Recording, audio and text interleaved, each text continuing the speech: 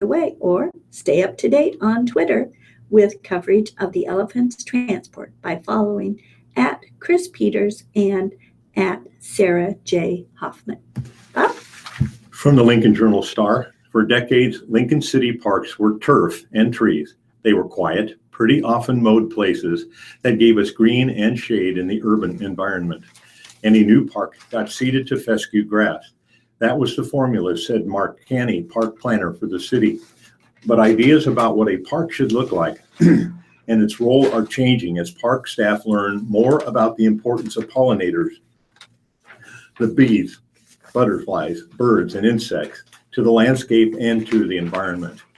Now, new parkland will be immediately seeded with a prairie mix of grass and wildflowers, and older parks such as Taylor and Trendwood are being converted from the 60s fescue to a modern blend.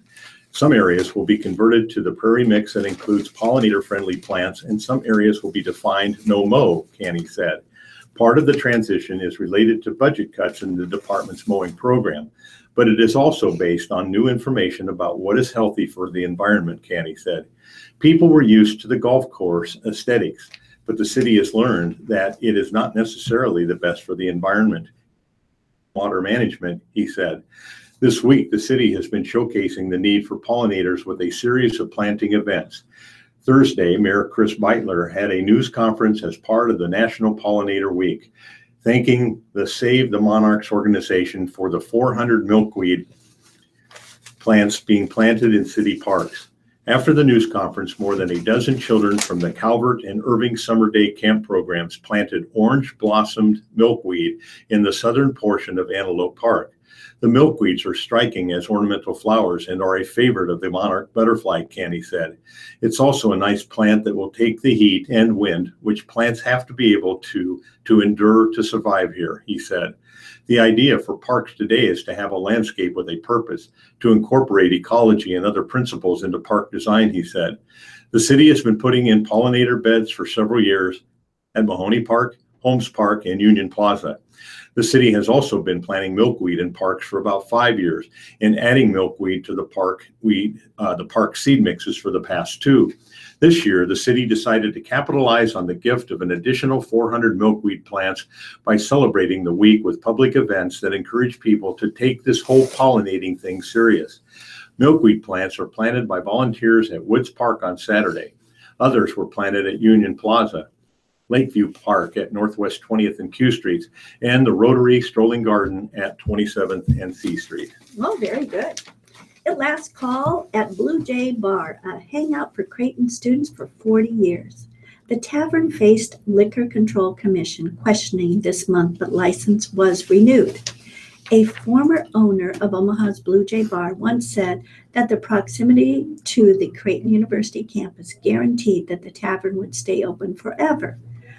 William Archibald's prediction in a 1983 World Herald story fell flat as last night's beer when it was announced Thursday that the popular bar at 2416 Davenport will close August 3rd after 40 years in business.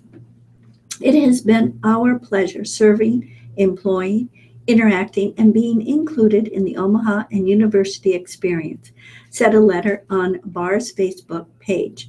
James Stapleton, the current owner, didn't immediately return a message seeking comment. The Facebook page rapidly filled with comments from current and former Creighton students. Many said they were planning to stop in and say goodbye to their favorite watering hole.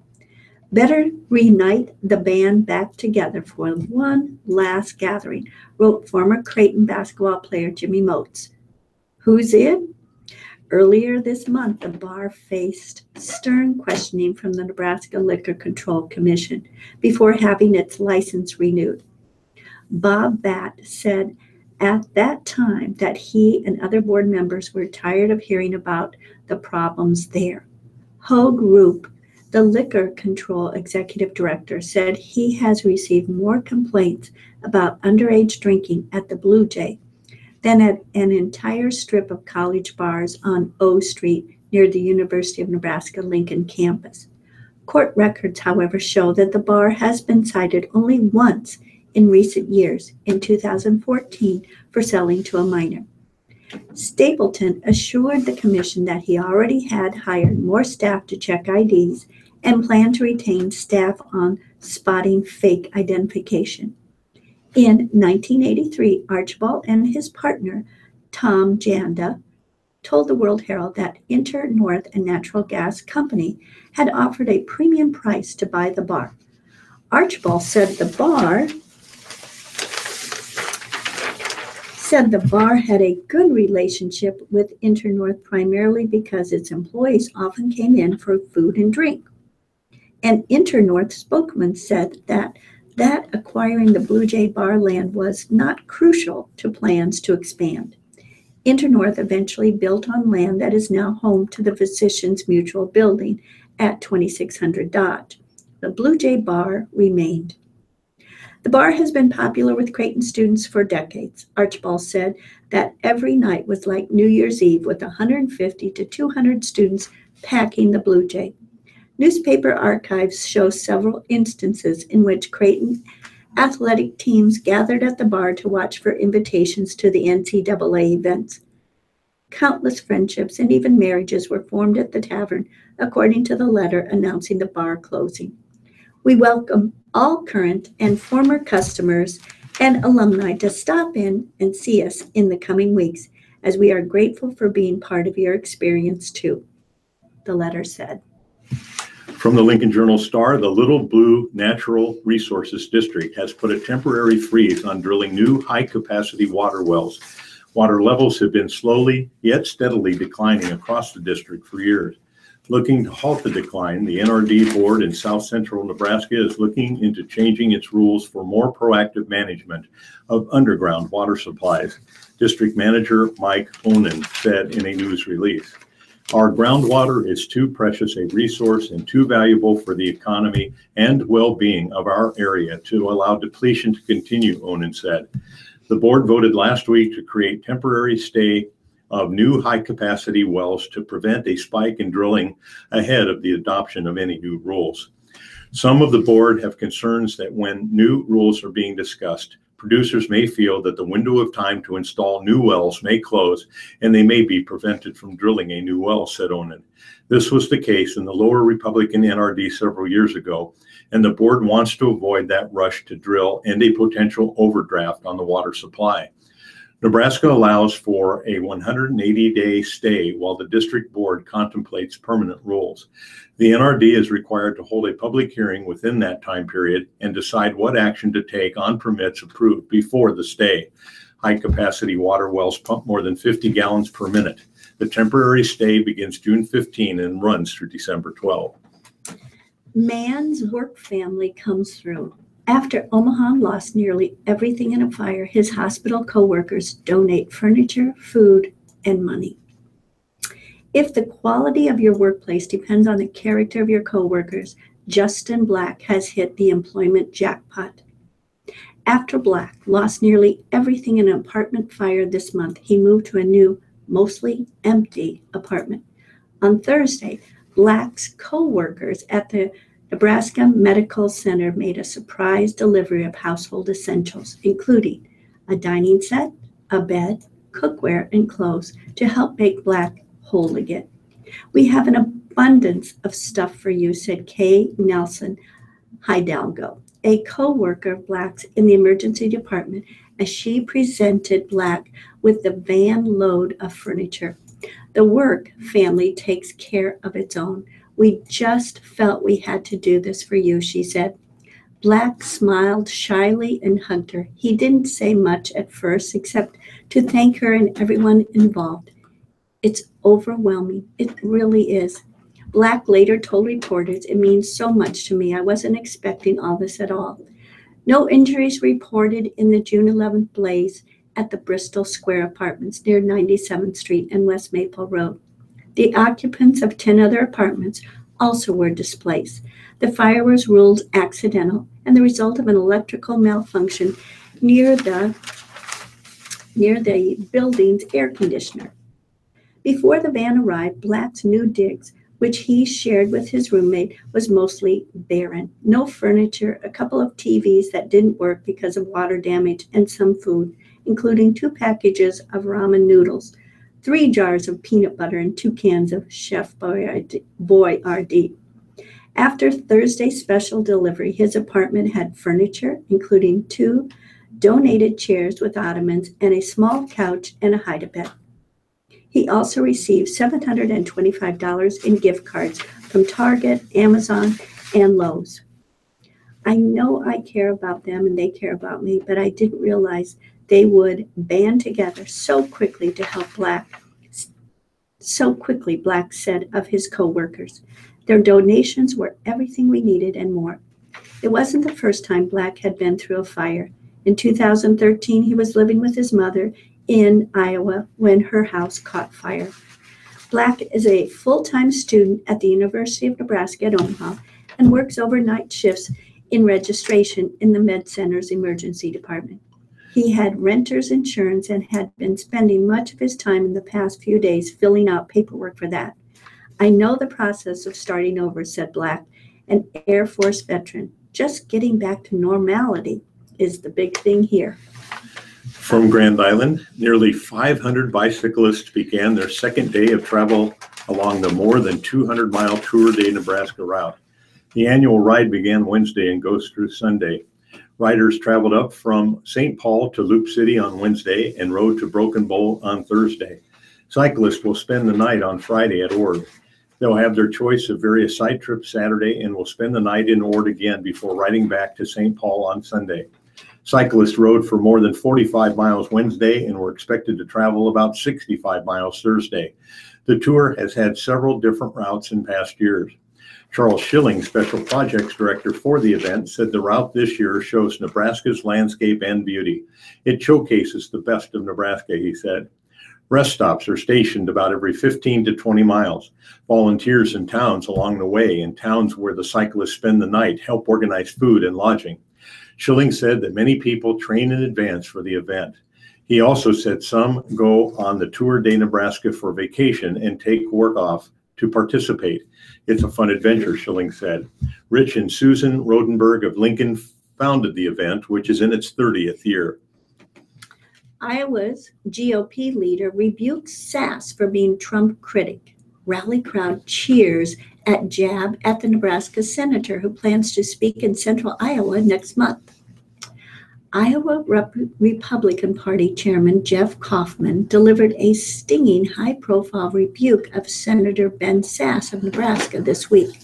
Kaufman was warming up the crowd for presidential Donald Trump Wednesday night campaign rally in Cedar Rapids by pushing back at the president's critics. Then he decided to take some shots at fellow Republicans who have gone after Trump. We had Senator Ben Sass from Nebraska. He crosses the Missouri River and in that sanctimonious tone talks about what he doesn't like about Donald Trump, Kaufman said to cheers from the crowd. You know what, Senator Sass, I really don't care what you like. We love Donald Trump. And if you don't love him, I suggest you stay on your side of the Missouri River. In a separate interview with Politico magazine, Kaufman went further and referred to Sass as an arrogant academic who is simply trying to make a name for himself to lay the foundation for a 2024 presidential campaign. The most important thing to Ben Sass is Ben Sass, Kaufman told the publication. A former president of Midland University, Sass studied at Oxford, Harvard, and Yale, where he earned a PhD in American history. He was a prominent GOP critic of Trump during last year's campaign. Sass declined a World Herald interview request for this story. The senator doesn't comment on ad attacks unless someone smears the Huskers spokesman, James Wegman said in a statement. Kaufman's comments come as Sass is slated to be the keynote speaker at a GOP fundraiser in central Iowa next month. In an earlier statement announcing Sass as the speaker for that July 7th event, Story County GOP Chairman Brett Barker suggested that Iowa Republicans would like hearing from Sass. In a time of hyper-partisanship, Senator Sass thoughtfully and insightfully straight talk on the real issue is refreshing, Barker said at that time.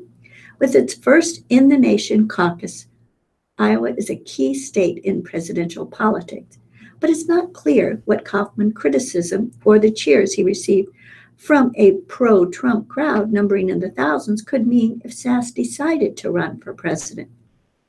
Jennifer Duffy of the Cook Political Report said, Justin, not much. If he runs against Trump in 2020 primary, he will have bigger headwinds to worry about, and who knows what will happen between now and 2024, Duffy said of Sass. The senator's political profile has risen since he launched his successful bid for office several years ago. Recently, he has been on a media blitz to promote a new book appearing on numerous national broadcast outlets. Sass also has speaking engagements scheduled at an upcoming Freedom Partners conference in Colorado. It's not the first time Sass has attended the gathering, which is part of the Koch brothers' libertarian-minded political network.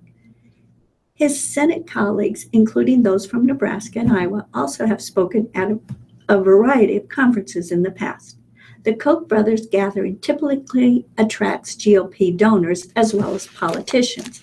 Senator Sass talks with civically minded Nebraskans at conferences where he gives mostly policy-focused talks about the changing economy and the future of work. Wegman said in a statement, this weekend he'll also be discussing his work with the administration on the Senate Judiciary Committee. Democratic State Chair Jane Cleve on Thursday removed a party operative from his position after releasing a recording of remarks he made in private about last week's shooting of Republican Representative Steve Scalise in Alexandria, Virginia. Phil Montague, the state party's technology committee co-chairman, was recorded as saying, "I'm glad he got shot, and I wish he was bleep dead."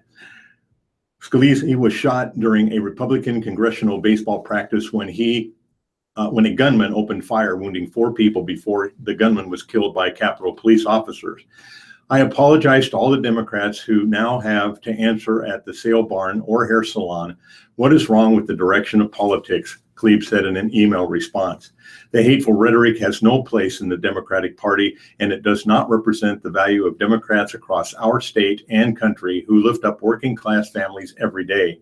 Meanwhile, the Nebraska Republican Party condemned the remarks made by Montague, as well as earlier comments about Scalise posted on Facebook by Chelsea Gentry Tipton, chairwoman of the Nebraska Democratic Party's Black Caucus. The very people that push pro-NRA legislation in efforts to pad their pockets with complete disregard for human life, she had posted in portions of a Facebook thread. Yeah, having a hard time feeling bad for them. The Nebraska GOP said this troubling rhetoric from leaders of Nebraska Democratic Party calling the shooting of Congressman Scalise funny and stating that they wish he was dead is completely reprehensible and disappointing. Grand Island's couple's wedding plans include running and sloshing through creeks and mud. After Shane Mormon and Sharon Schmidt say, I do on Saturday, they'll run a 5K in the mud. Right after the ceremony, the Grand Island couple and their wedding party plan to complete the 5K the hard way after tying the knot. Saturday's run and wedding will take place near Valley View Golf Course in Fremont. The mud run, in its 5th year, typically draws about 1,000 participants, but this is the first time it will host a freshly married couple. The unorthodox wedding was just what the couple were after. When planning rolled around, Schmidt knew one thing. She wanted to be barefoot. That eliminated most church options. The mud run caught their eye when they scouted potential dates. They ran it last summer and had a good time. They could persuade their family to sign on, and in that case, why not have the wedding right before? We're not really traditional people. Let's make it something we remember, Schmidt said. At first, family and friends were surprised to hear of the nuptial plans, but the more they let it sink in, the more it made sense. Schmidt and Mormon go camping, hiking, and walking every chance they get. They also spend time outdoors watching their children play sports. This is us, Schmidt said. We're not glitz and glam kind of people. I like bling on my shoes and on my belt. They'll keep the ceremony held in a yard adjacent to the golf course. Casual Mormon 44 will wear black jeans, a blue button-down, and boots. Schmidt 47 will trade in a white gown for a blue sundress. She won't be wearing shoes. After the ceremony, the couple and wedding party will swap out and the wedding attire for running gear. The bride and groom have shirts. They say just that, bride and groom. The 3.1-mile course takes runners through the forest areas next to the golf course where they will tackle 18 obstacles, including creek crossing, a water slide, and foam pit. Participants will get muddy, very muddy. But there are creek crossings where they can rinse off and sprinkler at the finish line. The soon-to-be newlyweds are prepared to get dirty. You've got mud everywhere you shouldn't have it, Schmidt said. The more you rinse your hair, the more mud you find. They'll rinse as much muck off as they can before heading to their Grand Island home for an evening reception. The outdoor adventure won't stop at the post-wedding mud run. The couple plan to take a camping trip for their honeymoon. Wow. Yep. All right, we'll turn now to the funeral arrangements and obituaries in our respective papers. The obituaries are brought to you today by SCI Medical Alert. Medical Alert monitoring 24/7, 365 at the push of a button. SCI, your local medical alert provider. Call 402-333-3233 or visit seimedicalalert.com for more information. And from the Lincoln Journal-Star, Adams, Geraldine Little Jerry Adams, age 91 years, passed away Saturday, June 17th in St. Paul's, North Carolina.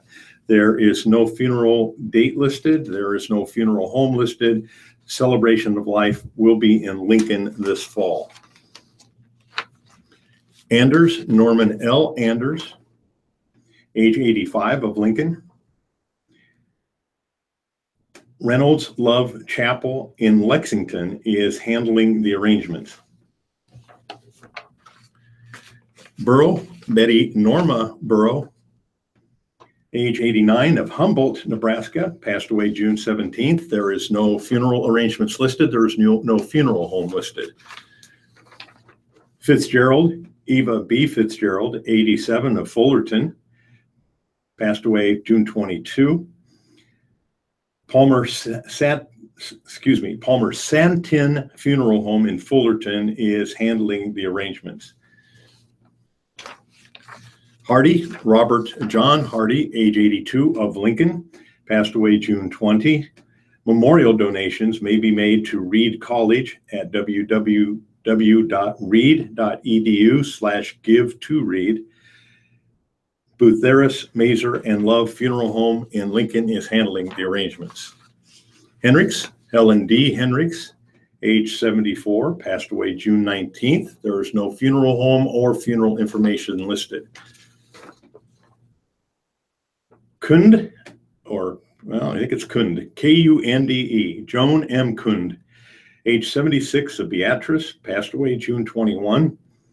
Memorials to St. Joseph's Catholic Church in Beatrice, the St. Joseph's Catholic Church Decorating Fund, and her grandchildren's college fund. Fox Funeral Home in Beatrice is handling the arrangements.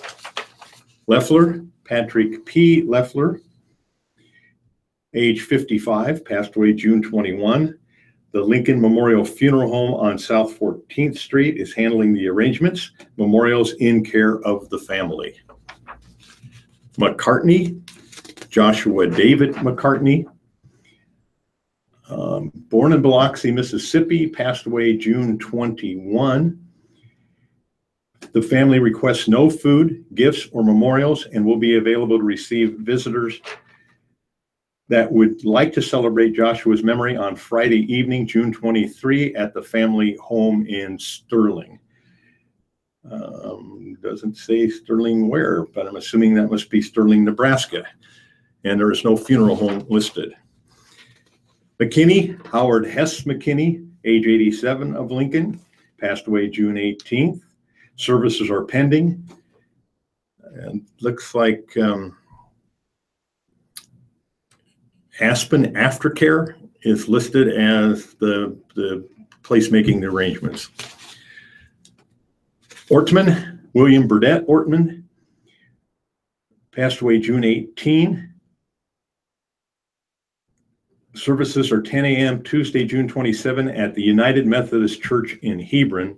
Kroll Funeral Home is handling the arrangements. There's no other information listed. Priest, Mary E. Priest, age 99 of Lincoln, passed away June 20. Services are pending. Lincoln Memorial Funeral Home in Lincoln is handling the arrangements. Resney, Gabriella B. Resney, age 88, passed away June 17. Kunkel Funeral Home in Wilbur is handling the arrangements. Rhodes, Roy Dwayne Rhodes, age 71, passed away June 20. There is no funeral home or any actual funeral arrangements listed. Rose, Janet K. Rose, passed away May 19. There is no age, no funeral home, no funeral arrangements. Doesn't even say where she's from. Cher Luttrell, Patricia D. Patsy Cher Luttrell, 68, passed away June 20. Memorials to the New Covenant Community Church in Lincoln. Lincoln Memorial Funeral Home is handling the arrangements. Shields, Jesse Palmer Shields, age 83 of Cocker City, Kansas, formerly of Lincoln, passed away May 30. The Kleppinger Funeral Home at 409 Broadway in Jewel, Kansas is handling the arrangements. Siefkes, S-I-E-F-K-E-S, Chris D. Siefkes, age 62 of Lincoln, passed away June 18. There is no funeral home listed. There is no mention of any funeral arrangements. Smith, Virginia May Smith, age 95 of Sutton, Nebraska. The Zion Lutheran Church in Sutton is having the funeral service. The visitation is 1 to 8 p.m. The family at 4 to 6. The funeral itself is 10 a.m. Monday, June 26th. That's all taking place at the Zion Lutheran Church in Sutton. No funeral home is listed. Tebald, Sandy Tebald, also known as Eloise Van Horn, passed away June 21, 2017. Memorial service at the Grand Lodge in Lincoln is pending. There is no funeral home listed. Thomas, Clinton W. Thomas, a veteran, 69 years of age, from Seward, Nebraska, passed away May 27. He was part of the United States Air Guard. Memorials to Donor's Choice, the Bethlehem Lutheran Church, Pleasant Dale Volunteer Fire Department, or ALS of the Heartland. Funeral arrangements are by Zabka Funeral Home in Seward. I'm assuming that the Bethlehem Lutheran Church is also in Seward. Verisac, Catherine Katie Verisac, V-A-R-I-C-A-K, age 86 of North Platte, passed away June 20. The Odine Colonial Chapel is in charge of arrangements. It doesn't say where that is. Memorials to the North Platte Animal Shelter or Episcopal Church of Our Savior. Vorderstrasse, Dorothy H. Vorderstrasse, age 96, passed away June 19. There is no funeral home listed, no funeral arrangements listed. And my final listing is Wright, Elizabeth Louise Wright, passed away June 21. Age 86 of Wilmington, North Carolina. Says the services will be private. There is no funeral home listed. All right. And from the Omaha World Herald, obituary and funeral arrangements. Anderson, Andrew, Andy, 88. Veteran, celebration of life, 10 a.m. Wednesday, June 28th, both at Bremen Mortuary, 72nd. Memorials can be directed to the Nebraska Humane Society or Leukemia and Lymphoma Society of Nebraska. Aranza, Paul Aranza, 91, a veteran. Saturday, June 24th, services, 10 a.m. at Calvary Cemetery with military honors by American Legion Post 331. In lieu of flowers, memorials to the GI Forum Scholarship. Benella, David A. Benella, 66 years old. Private Family Service, Hefe Hoffman Vork. Brants, Carol J. Brants, 93, of Council Bluffs. Family and friends to meet, Hoy Kilnoski Funeral Home, Saturday, 10 a.m. to leave in Cordage for interment in Richwood Cemetery. Memorials may be directed to the church of your choice in Carol's honor. Isla Mae Stander Chatfield, age 86, of Omaha. Funeral services, Saturday, 9:30 at Roeder Mortuary. Conway, Grace E. Conway, 93 years old. Funeral services, Saturday, June 24th at 11 Anderson Grove Presbyterian Church in Bellevue. Kaler Dulce Mortuary. Cruz, Anthony John Tony Cruz, 70 years old. He was a veteran. Mass of Christian burial, Monday, June 26 at 10 a.m. at St. Robert Bellamy Catholic Church. Graveside service. Memorials to St. Robert Bellamy School, the Arch Nebraska Humane Society of Josie Harper Hospice House. Ellefson, Bonnie Ray Ellefson, 70 years old. Funeral services Friday, June 23, 2017 at 5:30 with visitation beginning at 4. Fellman Edith Toby Fellman, 86. Memorial service Friday, June 23rd, 11:30 at Temple Israel, Sterling Ridge Drive. In lieu of flowers, memorials to the Temple Israel Jewish Historical Society or the Omaha Symphony. Fitzmaurice Francis Fitzmaurice, 87 years old. Mass of Christian burial, 10:30, Saturday, June 24th at Holy Trinity Catholic Church, Lenexa, Kansas. Grizzard James Anthony Grizzard, formerly of Omaha. Memorial service will be held for James on Saturday, July 1st at 12 Christ the Redeemer Lutheran Church in Kirkland, Washington. Heineck, Gloria J. and Albert L. Heineck of Kimberly City, Missouri. Gloria, 84, Albert, 89. L's service in the Merchant Marines and Army. A funeral service was held April 12, 2017 at Shepherd of the Hills Lutheran Church, Kimberly City, Missouri. The family is hosting a celebration of life open house and dinner on June 24th from 3 to 7, St. Nicholas Serbian Hall, Omaha, Nebraska. Jizba, Gregory M., 57. U.S. Army Corps of Engineer. Funeral services on Sunday, June 25th at 2 at First Central Congregation Church. In lieu of flowers, memorials can be made to the American Red Cross. McGuire, Jeannie R. McGuire, 88. Memorial Mass Saturday, 10 a.m. at St. Stephen the Martyr Catholic Church.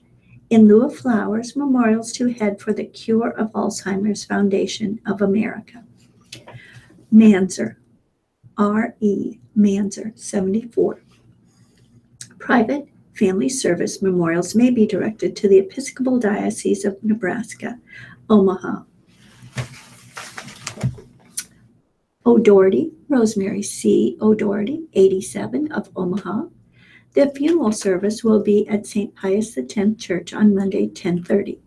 Memorials to the Josie Harper Hospital, House, or Newcastle Retirement Center. Olson, Robin Lynn Olson, 54 years old.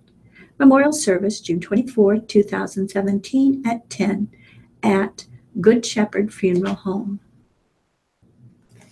Potter, Larry Potter, veteran, formerly of Omaha. Burial services will be held at Omaha National Cemetery on June 30th at 2 p.m. Rhodes, Roy, 71 years old, veteran. Memorial service June 24, 2017 at 11 at Bethel Christian Ministry, Bellevue, Nebraska. Memorial directed to the family. Richardson, Daniel M. Sr., Grizz, 55. Celebration of Life luncheon Sunday, June 25th at 2 p.m. at the Springfield Community Building. In lieu of flowers, the family requests donations be made to the CHI Health Foundation, Omaha, Nebraska. Please include Daniel Richardson's Cancer Trust with donation. Ryder, Edward L. Sr., Ryder, 82, veteran. Bethany Funeral Home. Funeral Mass Saturday, 10 at Our Lady of Lourdes. Memorials to the family for future masses. Rosen, Sheila Evelyn, Sunday, 3, Bethel Cemetery, followed by celebration of Sheila's life in the Rose Blumpkin home in lieu of flowers. Memorials to the Gerald L. Sheila E. Rosen Endowment Fund at the Jewish Federation of Omaha. Okay. Share, Literal, Patrick D. Patsy, 68 years old. A memorial service will be held on Saturday, July 29th at 12 in care of Lincoln Memorial Funeral Home. Smothers, Betty L., 86. Service is Monday, June 26, 11 o'clock, 72nd Street. Chapel, Interment, Omaha National Cemetery. Steele, William Joseph Steele. Mass of Christian Burial, Monday, 9 o'clock at St. Wenceslas Catholic Church. In lieu of flowers, please send donations to the Disabled Vets, St. Francis Shelter to aid homeless veterans, or Abundant Harvest. Strone, Stephen C., 54. Celebration of Life service at 3. Memorials are suggested to the Nebraska Humane Society. Teft, Robert Q., 66. Masonic service at 1 p.m. at the mortuary. Memorials to the Shriners. Tolliver, Evelyn May, 82. Funeral service Monday, 10 a.m. at West Lawn Hillcrest Internment, West Lawn Hillcrest Memorial Park. Zeke, Joseph T. Joe, 91. Funeral services at 10:30 at the Lutheran Church of the Master. Memorials to St. Jude's Children's Hospital or Josie Harper Hospital. Zimmerman, Brian G., age 68. The family is planning a memorial service in the Omaha in the fall. Listeners, memorials to the Radio Talking Book Network are tax deductible and will go a long way in helping keep Radio Talking Book on the air. Please keep Radio Talking Book in mind when memorials are listed as donor's choice or your favorite charity. Donations should be sent to Radio Talking Book Network, 7101 Newport Avenue, Suite 205, Omaha, Nebraska, 68152. Thank you for being a Radio Talking Book Network listener and supporter, and Nancy and I will be back after a short break with the editorials, today's living and entertainment, business markets, and sports. The obituaries were brought to you by SEI Medical Alert.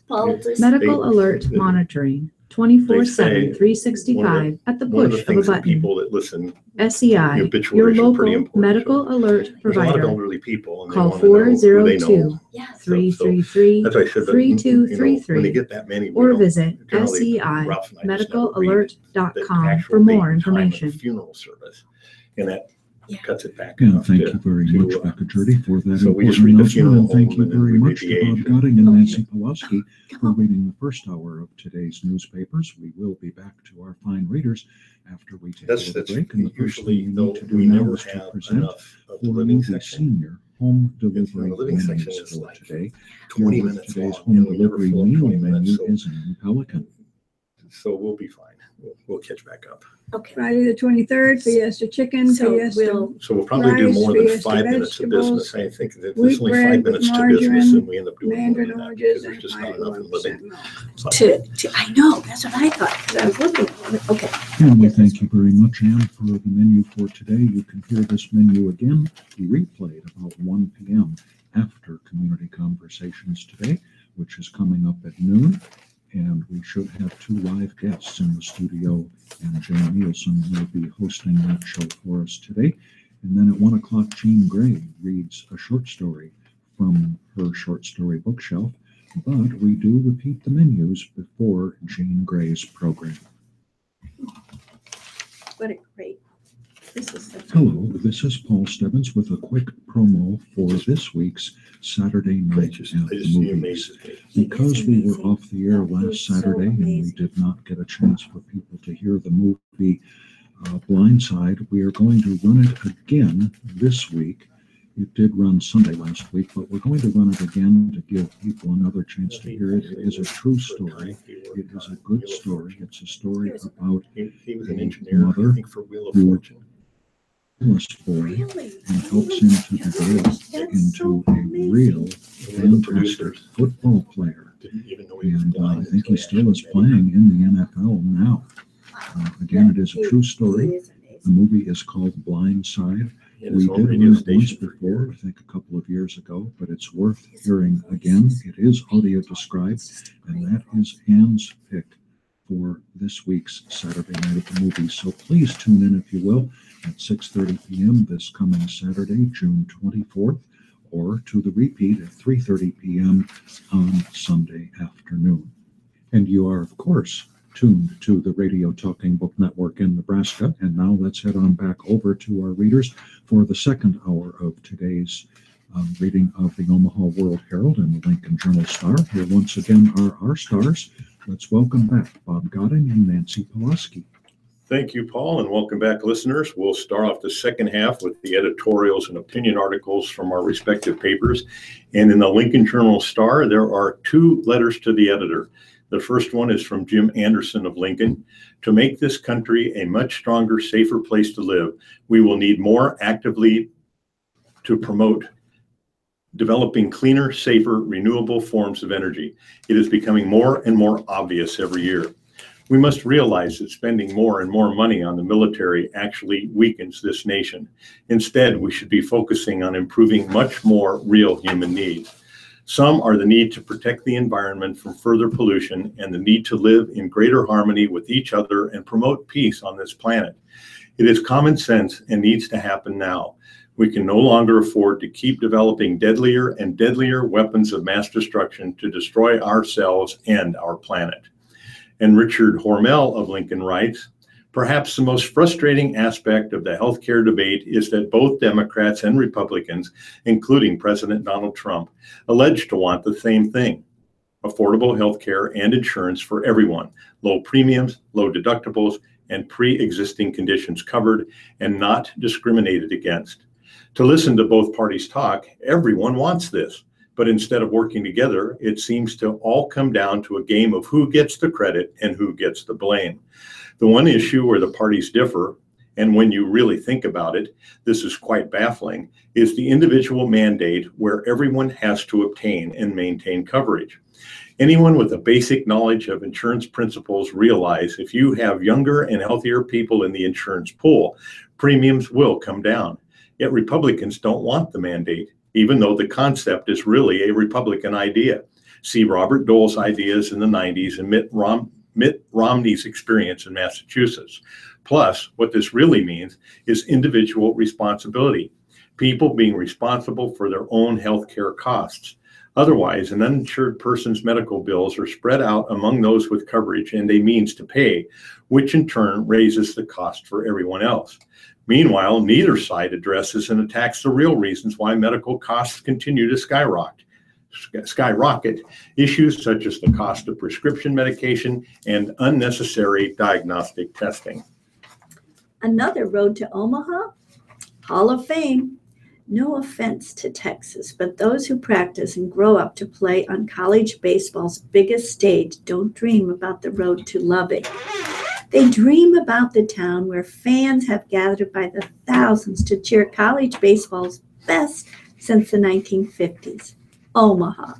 A local group of philanthropists and organizers is onto something in saying that Omaha should pursue the College Baseball Hall of Fame.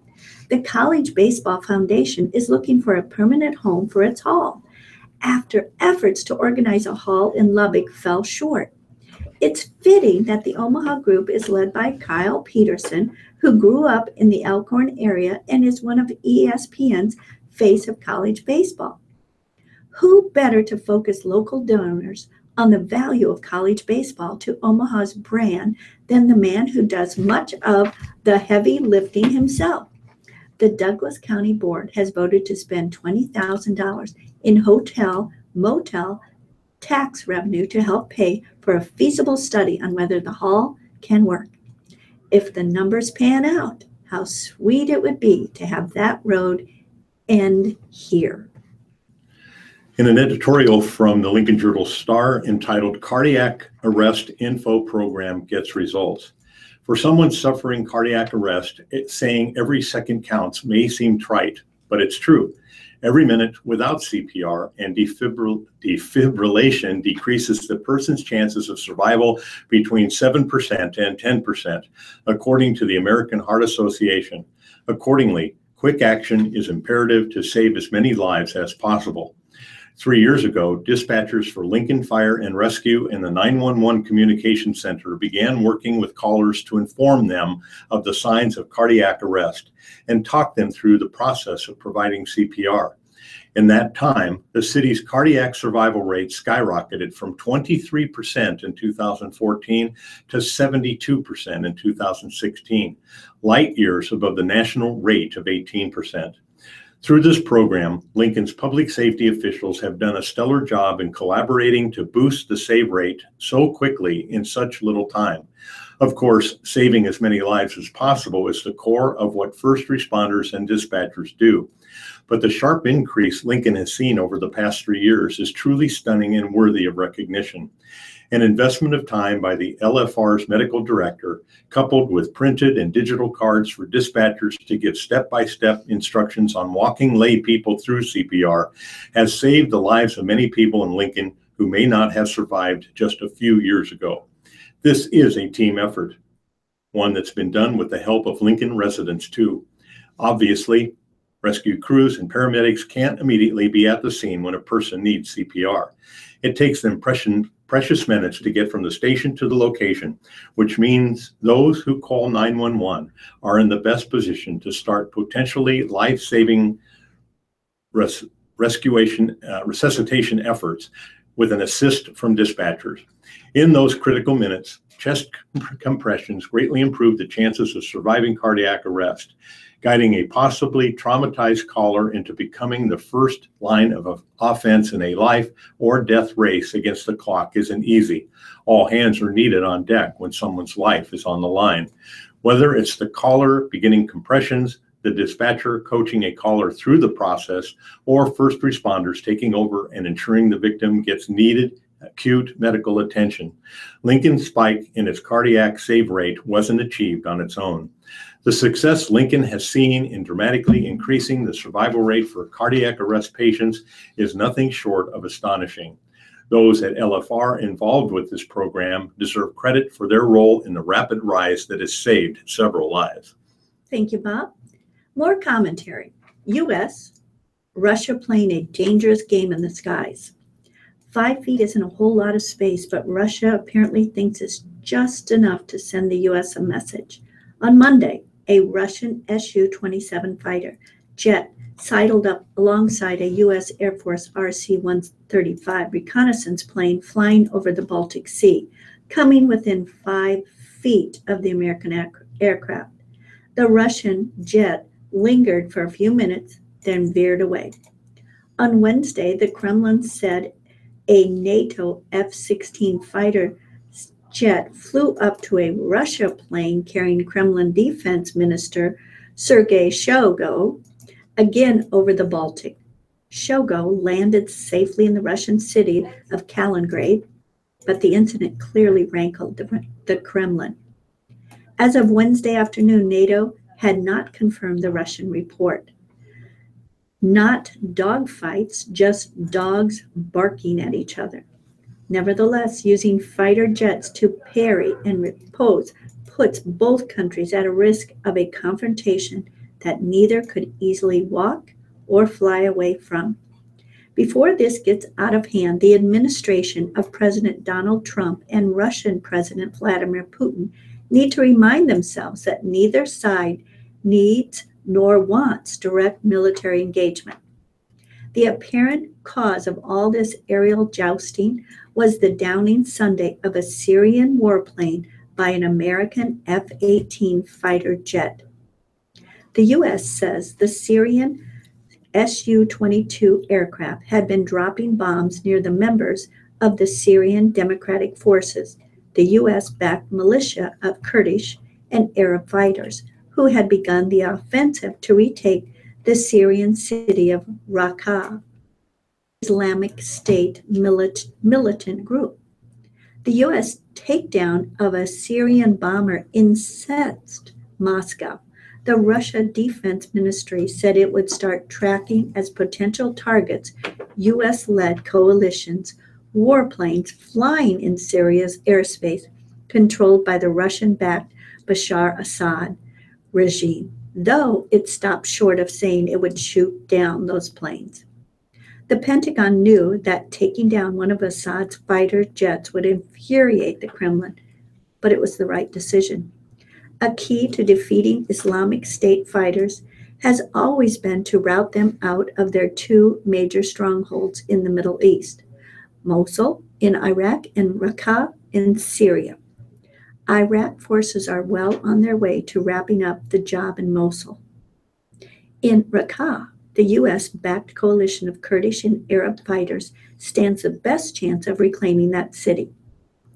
When Assad attacks SDF fighters, he makes it that much harder for the U.S. and international communities to achieve victory.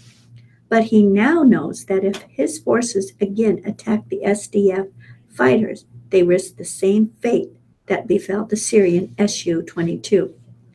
Achieving victory over the Islamic State in Raqqa, by the way, should be as much of a goal for Moscow as it is for Washington. The militant who killed 16 people in an attack on a subway train in St. Petersburg in April is suspected of having links to Islamic State. And a new seedbed for Islamic State recruits has emerged in Central Asia, former Soviet republics which enjoy visa-free travel with Russia. The U.S. and Russia have reams of divergent views and goals, but defeating the Islamic State shouldn't be one of them. We'll turn now to the lighter side of our papers with the Living in Entertainment and the Ask Amy column. Dear Amy, I have a question about dancing etiquette. I am a middle-aged woman. My daughter and I recently attended a concert of the B-52s at a theater venue. Most of the audience members were my age. People were seated and quite stationary during the concert. I wanted to dance, but didn't want to bother anyone. Finally, a couple of people near the front started dancing, but the people in the back row complained that the dancers were blocking their view. Is there a right answer when it comes to dancing at a concert in a theater? Signed, Wanna Dance. Dear Wanna Dance, what kind of superhuman can stay seated during Love Shack? Not I.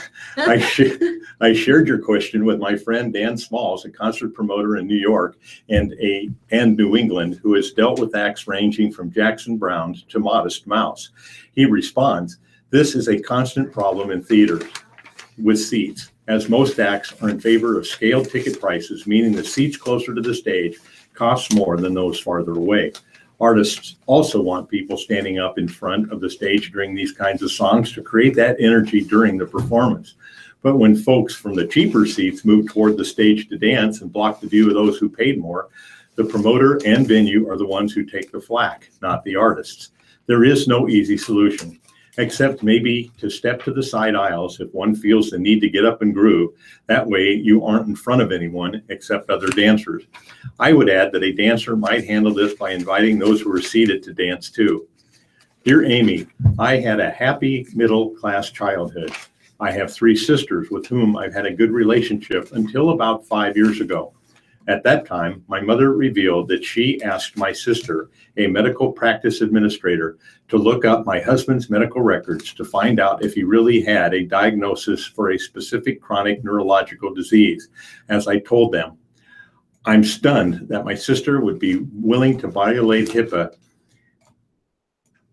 regulations and that my mother would then share it in what felt like a mean and provocative way.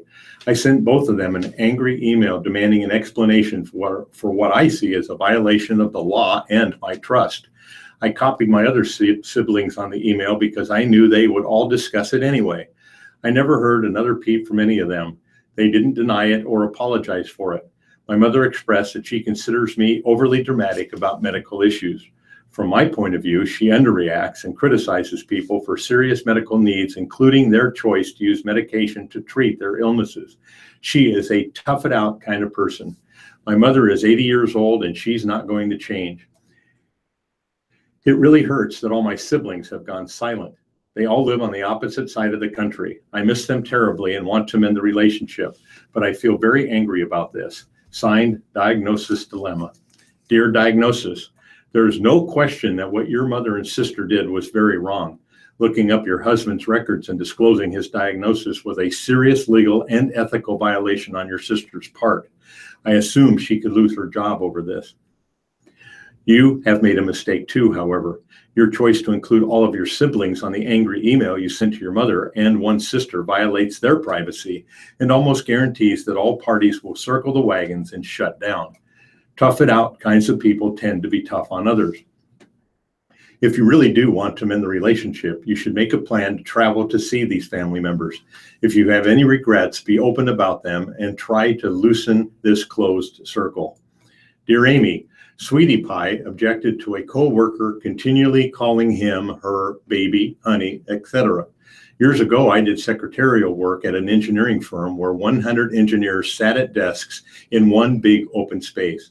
One day when I delivered some typing to one of the engineers, he said, "Thanks, honey." I replied loudly, "You're welcome, Sweetie Pie." Everyone laughed, and he never called me anything but my name again. My name is Linda. Dear Linda, brilliant. 10 documentaries to watch with your kids this summer. I've been searching for ways to educate my kids outside the classroom this summer.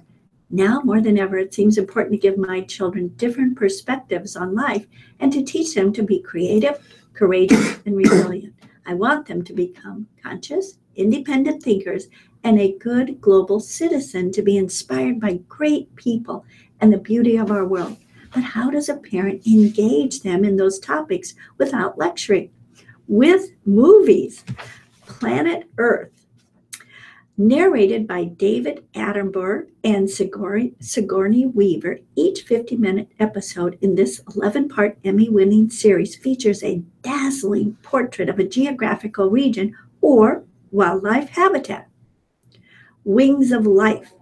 Meryl Streep narrates this Disney documentary, which has the power to kindle children's curiosity about the natural world. National Geographic, Lewis and Clark, Great Journey West. This condensed narrative on a great story of perseverance and exploration features stunning photography and a stirring musical score. Biography, Susan B. Anthony. Absorbing reenactments and interesting details help viewers understand what life was like for American women before Anthony's half-century crusade, which advanced women's suffrage. Brooklyn Bridge. This early Ken Burns film brings to life the human factor behind the construction of the gorgeous architectural masterpiece beloved by New Yorkers and others and still in use. The Statue of Liberty. Also on the architectural front, Burns chronicles the construction history of this iconic landmark and discussions what liberty and freedom have meant to Americans over the past century. What's on your plate? Filmmaker Catherine Gund follows Sadie and Saya, two curious, intelligent 11-year-olds, for a year as they pose questions to food activists, growers, and distributors, and educate themselves on nutrition and food politics. Spellbound. 8 dedicated young Americans vie for the title of National Spelling Bee Champion in the film, which brings the realities of academic competition into focus. Paperclips. To better comprehend the horrors of the Holocaust, the students of Whitewell, Tennessee, a small, largely homogeneous town, take on an extraordinary project, collecting 6 million paperclips, representing the 6 million Jews killed by the Nazis. The documentary chronicles how the experience transformed not only the students, but the community too, as it underscores the importance of learning about history and other cultures. Cosmic, a space-time odyssey. Neil deGrasse Tyson hosts this updated version of Carl Sagan's award-winning TV series, Cosmo, which explores the history of the universe and our place in it. Bob? The following is John Roseman's parenting column, and it's entitled Obedient Children Are Happy Children. I was honored to be a guest on my good friend Dennis Prager's syndicated radio program the other day. As anyone who is familiar with my point of view on parenting matters will appreciate, much of the conversation centered on the need for children to obey. Children should obey, I maintain, because, and solid research confirms, common sense on this point, obedient children are happy children. The reader does not know a disobedient child who is truly happy. A child's happiness reflects an optimistic view of life, an optimistic view of his or her ability to endure and even, perhaps, overcome obstacles. And for those reasons, an overall sense of well-being. In other words, while certain benefit accrues to parents as the result of having an obedient child, the most significant benefit is to the child. Unbeknownst to them, today's parents are their children's worst enemies when it comes to obedience. They are generally uncomfortable with the idea that just as it is their job to provide unconditional love, it is also their job to provide unequivocal authority. That is why they yell. They want their children to do what they tell them to do, but they assume a pleading posture when they talk to their kids and beat around the bush when it comes to conveying decisions and instructions. So their kids don't obey, so they end up yelling. Making matters worse, most of the parents I talk to around the country tell me they want their kids to cooperate. No, you don't, I tell them. Cooperation is possible between mutually respecting peers. You are not your child's peer. You are the superior in the relationship, and you need to embrace that fact for your child's sake. Authority is conveyed naturally by parents who accept that responsibility. That mindset enables relaxed but straightforward and unequivocal communication. The parents in question say what they mean and mean what they say. No means no. Their children obey simply because obedience is a child's natural response to the proper conveyance of authority. Thus, these parents do not have to rely on consequences much, if at all. Toward the end of a show, a fellow named Marvin, he identified himself as an educator, called in to say that he disagreed with everything I was saying. Adults should collaborate with children, not coerce them, he said. I never used the word coercion, by the way, but Marvin heard what his ideological filters allowed him to hear. Instead of saying no to a child, Marvin said you should say not yet. Why? Because that is more pleasing to the child's ears, and adults must, above all else, be pleasing to children. I'm being sarcastic. To be fair, collaboration, discipline is the method du jour in American education. It goes hand in hand with parents wanting children to cooperate. Collaboration and cooperation presume that children are rational, which they are not. They are instead self-centered, if it is possible, therefore a chronological adult to be phenomenological child Without realizing it, Marvin gave Dennis's audience a glimpse into why the adult-child relationship is so often upside down in today's schools, including many colleges and homes. Marvin is an example of why America desperately needs a retro revolution in parenting. Omaha Symphony. Lopez Yanes is new assistant conductor. Enrico Lopez Yanes is the Omaha Symphony's new assistant conductor. He was promoted this week after serving as a conducting fellow for 2 seasons. His new appointment will run through 2018-19 season. Lopez Yanes will continue his work on education and community engagement, such as concerts for school children and events at Temple Israel at the Salvation Army Kroc Center.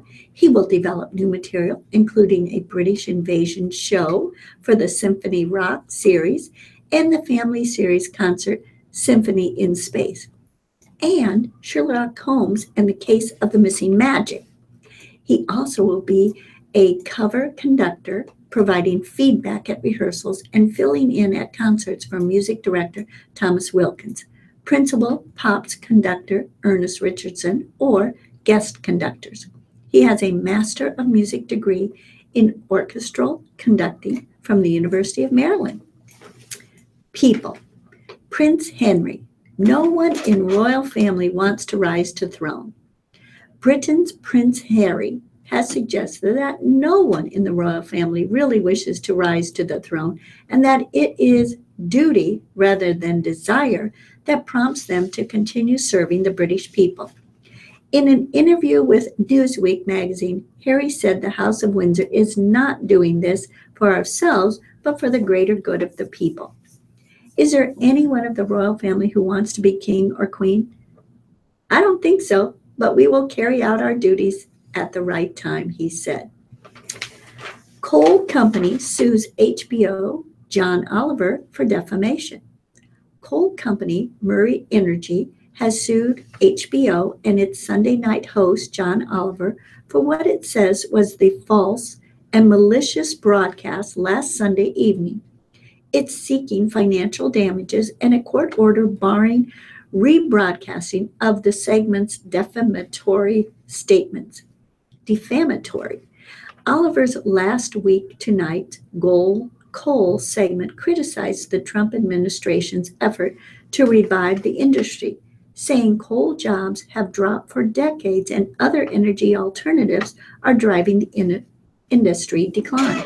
He ribbed Murray Energy CEO Robert Murray, who blames regulatory efforts by the Obama administration for damaging the industry. Oliver said the 77-year-old looked like a geriatric Dr. Evil and noted that the company had fought against coal safety regulations. The Ohio company sued the comedian Wednesday in a circuit court in West Virginia, saying that he tried to embarrass Murray and made false statements about a 2007 collapse of a Utah mine when 9 miners died. Bob?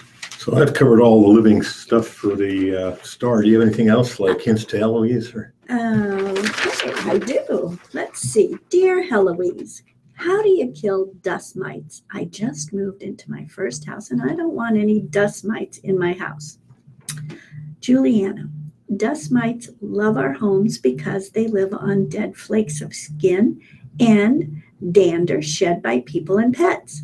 They can live almost 3 months and are found in every home worldwide.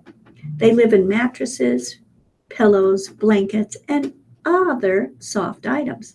The best way to kill dust mites is with high temperature cleaning. Wash all beddings in hot water and soap. There are some things that will not kill dust mites. Sunlight will not kill them. Vacuuming helps get rid of some mites, but does not remove one deeply embedded in carpeting or mattresses.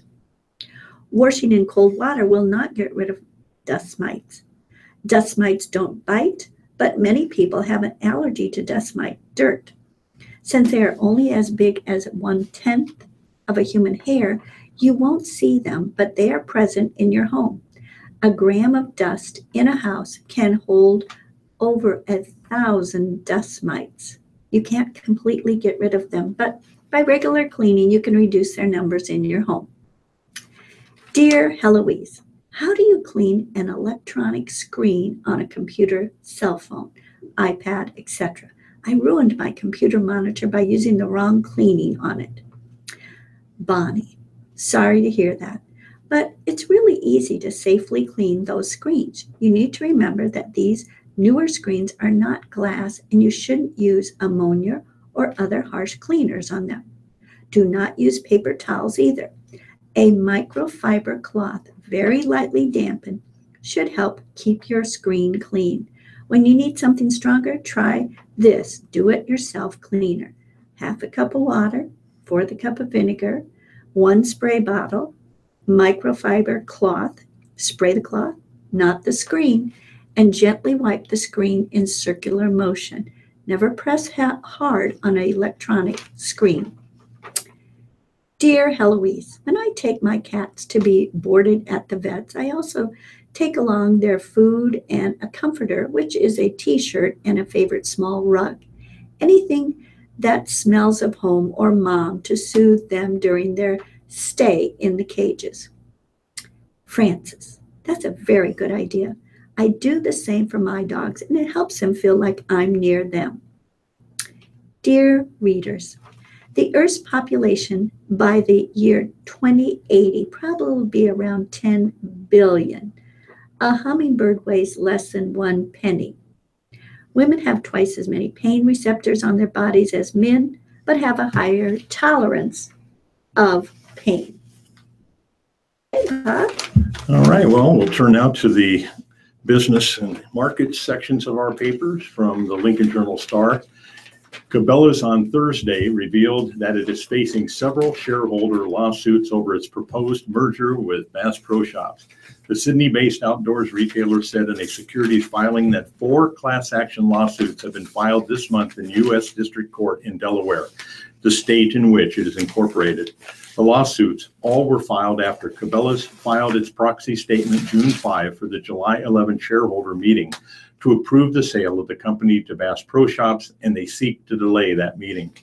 Among the issues cited in the lawsuits are that Cabela's has made incomplete and materially misleading statements to investors and that its financial advisor, Guggenheim Securities, has conflicts of interest.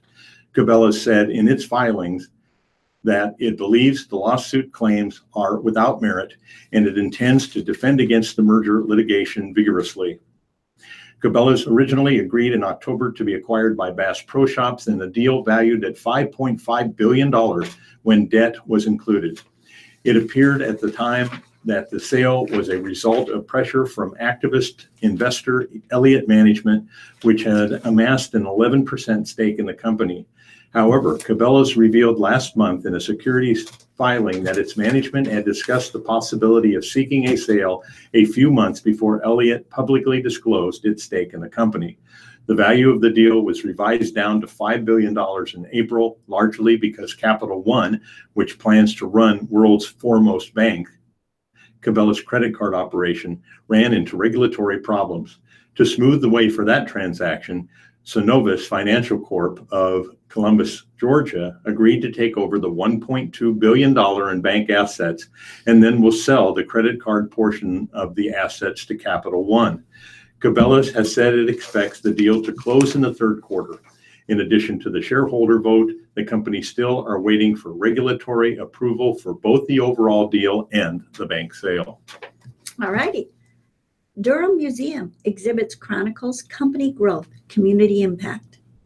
This is one museum display you definitely shouldn't try to touch. An array of super sharp butcher knives safely behind glass are part of the new Durham Museum exhibit, looking back at the 100-year history of Omaha steaks. There's also an arm guard and a chain mail glove and bodyguard that speaks to how dangerous a butcher's work can be. The exhibit, open now and running through November 5th, is the second of a local history museum has produced about a business. The first in 2015 celebrated Woodman's Life 125th anniversary. Next up in November will be a look at the first 100 years of engineering will be looked at the first 100 years of engineering and architectural firm HDR. The exhibits are partly funded by the businesses. The displays are not intended as advertising. They're meant to show how civic history and business history are interwound. They explore where did they start? How did they impact the community? And where are they going today in that community? Said Carrie Meyer, the Durham Director of Curatorial and Educational Service. Meyer said Omaha Steaks history is worth a museum display, in part because the business is still family owned by the fourth and fifth generations of the Simon family. After all those years, she said, it's still investing and making Omaha a household name. She hopes the exhibit might spark an innovative or entrepreneurial idea in a museum visitor. You can actually see these people and say, there were real people behind the stories. Maybe my idea to start a company isn't so strange. Maybe I'll take a risk, she said. Rounding out the display are historic photos and a video presentation that, together, tell the story of how an immigrant family launched a meat wholesaling business called Table Supply Meat Company, doing custom butcher work and supplying restaurants and train lines. Then, decades later, saw the opportunity in home delivery and direct-to-consumer marketing. Todd Simon, Senior Vice President and part of the fifth generation of company leaders, said a reason the business had stayed in the family so long, where most businesses implode in the third generation, is that we didn't start getting successful until the fourth.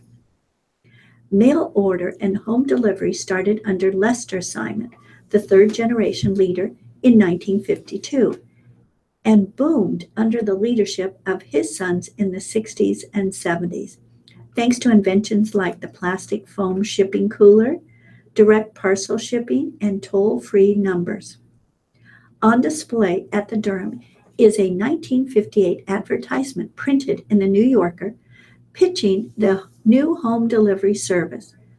Customers could mail their orders to 1211 Howard Street and receive 8 14-ounce strip steaks for $29.95, direct to you from Omaha, beef capital of the world.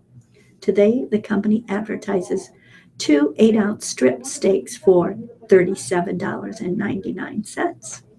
The company built a new plant and headquarters in Omaha in the 1960s, taking a new corporate name, Omaha Steaks International, from its popular mail order product.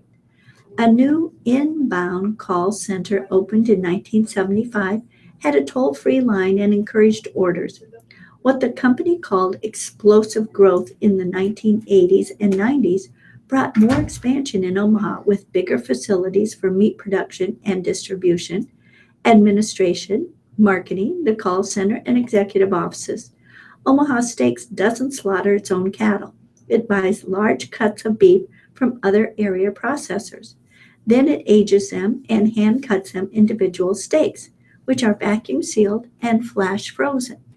The company, which says it serves 3 million customers a year, today has its headquarters in 2 Omaha buildings and runs 3 processing centers in the area, 2 Omaha distribution centers, and more than 70 retail stores around the country.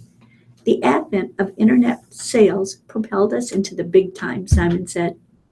Simon, 53, took a look through the history exhibit when it first opened earlier this month and said it was a trip down memory lane.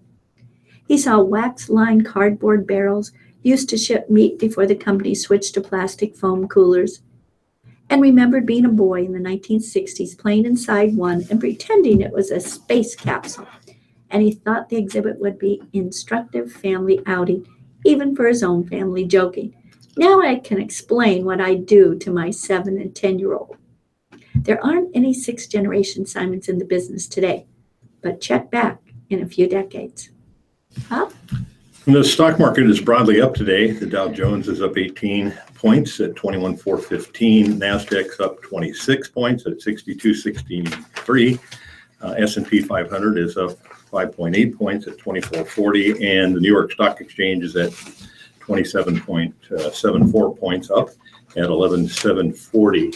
The FCC, Federal Communications Commission, is proposing a $120 million fine for a scheme that appeared to trick consumers into buying vacation packages that were not what they had expected.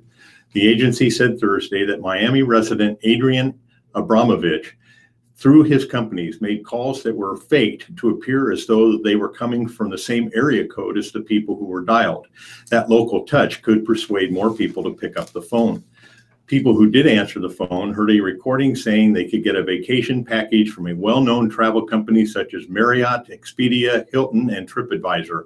Instead, they got transferred to a call center where salespeople pushed low-quality travel deals, often related to timeshares that were unaffiliated with the brands in the pre-recorded message at the start of the call. All right, in our sports, a tribute to an unforgettable face of series. Longtime World Herald sports writer Stephen Povar was recognized in a pregame ceremony at TD Ameritrade Park before Thursday's Louisville TCU game. Povar, who covered nearly 500 College World Series games and spent 45 years at the Omaha World Herald, died last August because of complications from kidney cancer. He was 63. Povar's family was present for the pregame ceremony, which featured a photo montage of him on the TD Ameritrade scoreboard. World Herald sports writer Lee Barfknecht, columnist Tom Chattel, and Associated Press sports writer Eric Olson, longtime colleagues of Povar, were also on hand. In addition to covering the College World Series, others beats include Nebraska football in the late 1990s and early 2000s, and Creighton during the final 13 years of his career. It is not the same without Piv, said Barknecht, who has been a World Herald for 38 years. The book he wrote about Rosenblatt Stadium, all the time he spent out there, the work ethic that he showed, and the good quality stories that he did, were always scrambling to match that. Piv is the standard. I thought it was really cool that the NCAA would allow us to get out there and honor him. In Husker recruiting news, football recruiting, they're going big, bigger maybe even than last year's much acclaimed final Friday Night Lights session in Lincoln. Big enough that Mike Riley's Twitter account posed a question to fans who might be willing to spend this Friday at Memorial Stadium. Can we get to 10,000? Riley asked. That's ambitious, maybe.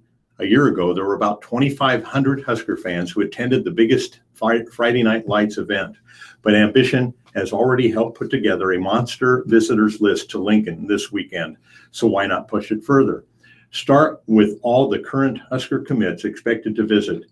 This list includes four-star defensive backs Brendan Bookie, Radley Hiles, and Chase Williams, four-star receivers Manuel Allen and Joshua Moore, defensive end Tate Wildeman, offensive lineman Will Farniok, and kicker Barrett Pickering. It gets even more interesting after that. Among the headliners expected are five-star defensive end Micah Parsons, Harrisburg, Pennsylvania, four-star running back and Oklahoma commit TJ Pledger, IMG Academy, and USC linebacker commit Raymond Scott, Harbor City, California, who told everyone on social media he wanted to see what Lincoln is all about. Can't wait to be in Nebraska tomorrow, Parsons tweeted on Thursday. There's also four-star safety Houston Griffith, who attends the same IMG Academy in Bradenton, Florida, as Radley Hiles and Pledger. Husker commit Joshua Moore's twin brother, Jordan Moore, a safety currently committed to Texas A&M, is planning to join his brother on the trip too. Other expected visitors include four-star defensive end Judge Culpepper, Tampa, Florida, defensive back Christian Tutt, Thompson, Georgia, and linebacker Jalen Redmond, Midwest City, Oklahoma. Culpepper, who is the son of Brad Culpepper, who played defensive tackle in the NFL for 9 seasons from 1992 to 2000. Also of interest, Former Husker wide receiver commit Cameron Brown, St. Louis, is coming back to Lincoln. Those are just some of the 2018 guys. There will also be some heavy hitters from the 2019 class as well, including 2 prospects from Trinity Catholic High in St. Louis who were part of the satellite camp NU coaches helped instruct in that area a couple weekends ago. Wide receivers Marcus Washington and do everything athlete Isaiah Williams. There's a linebacker from Loganville, Georgia, named Owen Papo. He attends the same Grayson High School that produced current Husker backer Mohammed Berry. Berry reached out on social media to Husker fans, asking them to show Papo some love. Can't wait till he sees this place. Through my eyes this weekend, Berry tweeted. Husker linebackers coach Trent Bray pointed out on Twitter there would be a big-time linebacker from the likes of Georgia, Pennsylvania, Missouri, and Oklahoma. Going to be a great weekend, he added. It's certainly a big swing weekend for Husker football, and Riley, who always seems to have a grasp for the weather forecasts, might happily note that there are no thunderstorms or tornado warnings expected in Lincoln on this Friday night either. Oh, that's good. Notes, many athletes in Slaughter's house. Jake Slaughter, one of the heroes of the LSU 7-4 victory Wednesday over Florida State, is the latest in an impressive athletic lineage with ties to the Omaha area. Slaughter hit a 3-run home run for the Tigers from the number 9 spot. His athletic roots go back to his grandfather, Mickey Slaughter, who was an All-American quarterback at Louisiana Tech. He was picked in the 7th round of the American Football League draft and played 4 seasons, 63 to 66 for the Denver Broncos. After his pro career concluded, Mickey returned to his alma mater to coach quarterbacks. Slaughter's first pupil was Terry Bradshaw, who went on to have a Hall of Fame career for the Pittsburgh Steelers. Another quarterback who Slaughter coached was Randy Robertson, whose son, Kramer Robertson, also is a member of the LSU team. Kramer Robertson has drawn attention this week not only for his speed on the bases, but also his long, blonde hair. Randy Robertson led the Bulldogs to one of the 3 NCAA college division titles, the precursor to Division II. The program won in the early 1970s. Jake Slaughter's father, Michael, also played football at Louisiana Tech, as did Jake's uncle Bobby, who was a 3rd-team All-American in 1990, before being drafted by the San Francisco 49ers. Another of Mickey Slaughter's children lives in Omaha. Heidi Slaughter is the mother of former Millard North and Wayne State softball star Lexi Lose. Lose was a first-team All-Nebraska selection for the Mustangs before becoming a 2-time All-American at Wayne State. Cardinal skipper is tossed. After Louisville, Ryan Summers was thrown out attempting to steal second with one in the top of the 8th inning. Cardinals coach Dan McDonnell came out to argue the call. A short time later, he was ejected from the game by a second base umpire, Mark Winters. According to a tweet from Creighton Sports Information Director Rob Anderson, McDonnell's ejection marked the first time a coach had been tossed at the College World Series since Cal State Fullerton's George Horton was thrown out in June 2007. The call came at a critical point. Colby Fitch reached with a lead-off single before being replaced by Sumner as a pinch runner. After a Drew Ellis pop-out, Summers tried to swipe second and move into scoring position as the tying run. Replays indicated he may have slid under the tag at second, but he was called out. Ooh. I don't know. I saw that replay. Yeah. Yeah, go ahead, Bob. He was out. Yeah. Huskers baseball recruiting news. Nolan Hakel left Lincoln 2 years ago to hone his baseball skills at Hutchinson Community College in Kansas. Returning home was not just a goal. It was part of his baseball dream. Dialogue with Nebraska coach Darren Erstad picked up recently, and on Wednesday, Hakel reached out to the Huskers to inform them he wanted to don Nebraska red in 2018 and 19. Growing up in Lincoln, it's every kid's dream to one day become a Husker, said Hakel, a Lincoln Pius X graduate. The whole reason for going to Hutch was to go down for 2 years to get some college at-bats, get some experience, and hopefully one day to return to Lincoln. I was fortunate for that to happen. Until recently, Hakel was considering Wichita State and Texas A&M.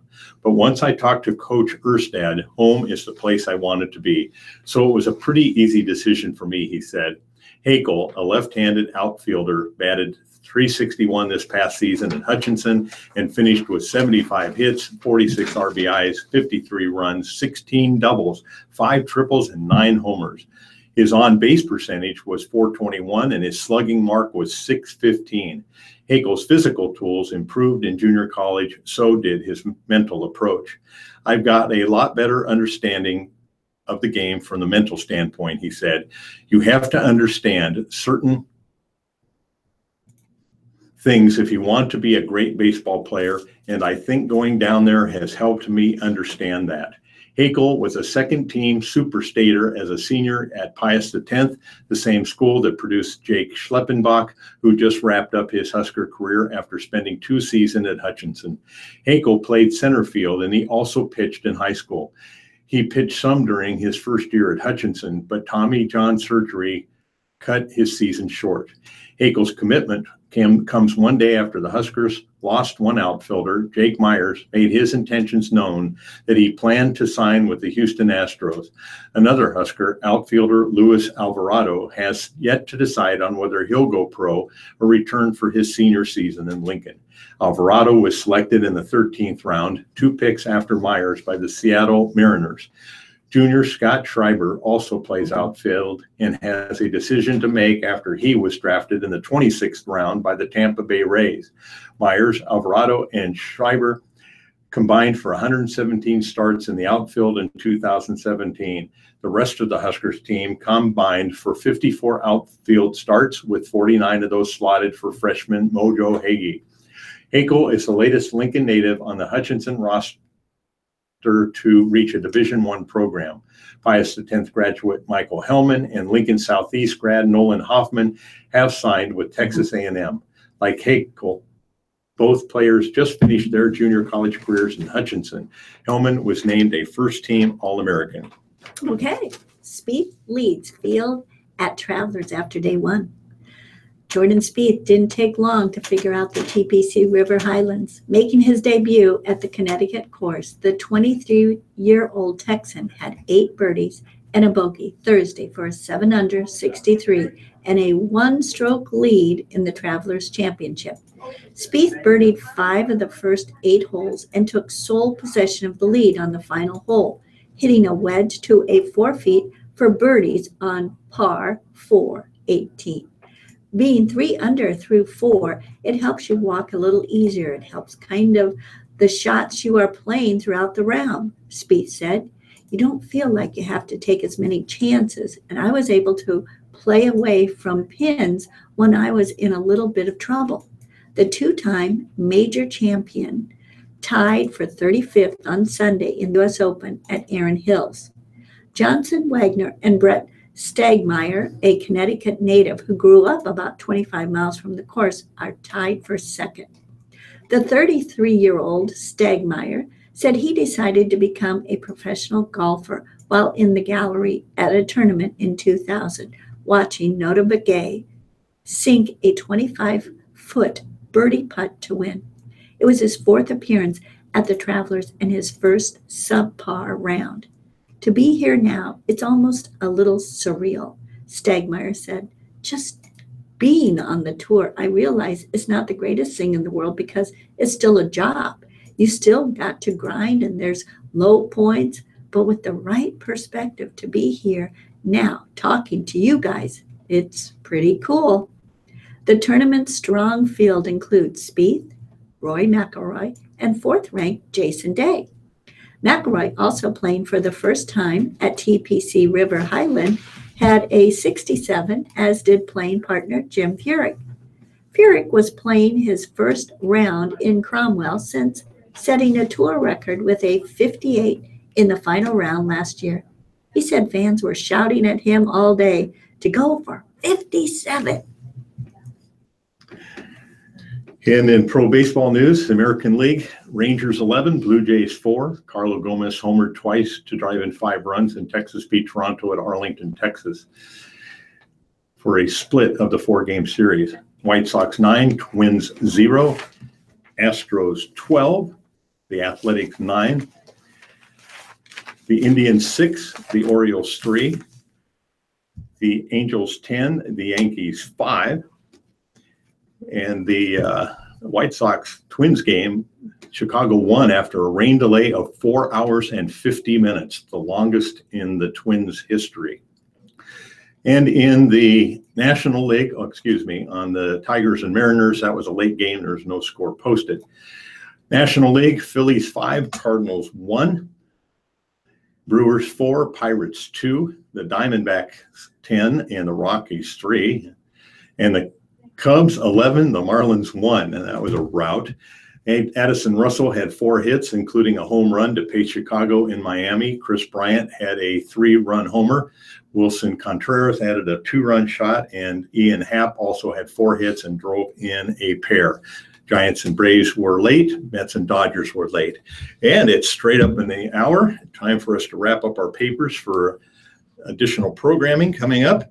This is Bob Gotting. It's been a pleasure reading for you today. It looks like it's going to be a great weekend. Enjoy it. And thank you very much, Bob Gotting and Nancy Pulaski, for reading from the Omaha World Herald and the Lincoln Journal-Star today for us. Please have a wonderful weekend from all of us here at the Radio Talking Book Network. This is the Radio Talking Book Network in Nebraska. If it's the play, I'm pretty sure it was. They showed that guy sliding in for the second 42 base. years. The Radio Talking Book Network is brought to you with the cooperation of KIOS-FM in Omaha and statewide through the facilities of MET Radio. We can tell them we're not wanted.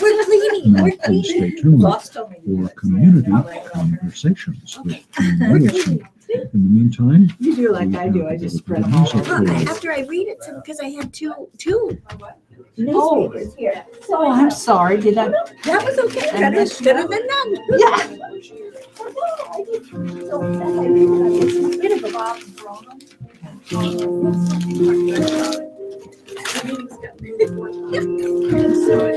You get to go home, I hope. Oh, no, I'm taking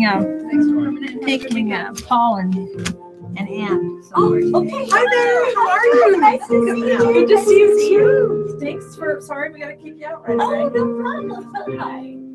Not a problem. You can sit there. Okay. You get a blanket warm so you're just right. Not for the weather outside, what a difference one day makes. I know for It sure. was melting yesterday, and I walked out today, and I was like, It's cold. I know it was nice. You can adjust this to be, and it's just adjust it to your comfort level. okay, how? You can move it. Will he towards- tell us if? No, he can adjust it. So, for instance, if I talk loud and you talk soft, you'll see him go back and forth. Yes, just Yeah. getting comfortable and everything. We are comfortable and ready to go. Ready to go Yeah. already. All right. Okay, for a second, we will go. All right. Thanks, Paul.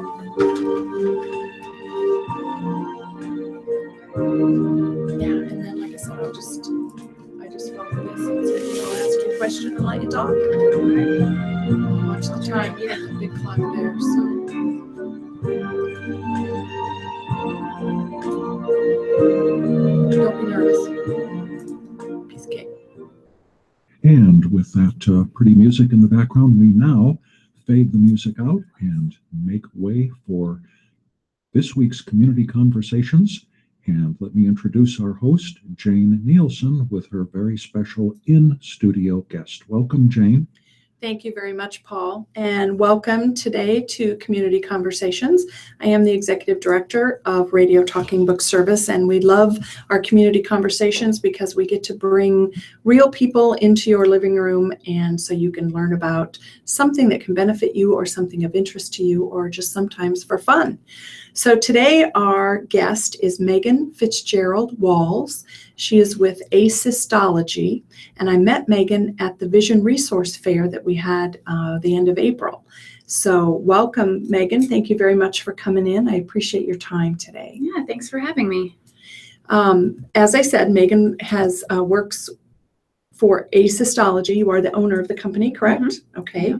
So tell us a little bit about yourself, Megan, first, and then we'll talk about what your business does. Awesome. Well, I am an Omaha native.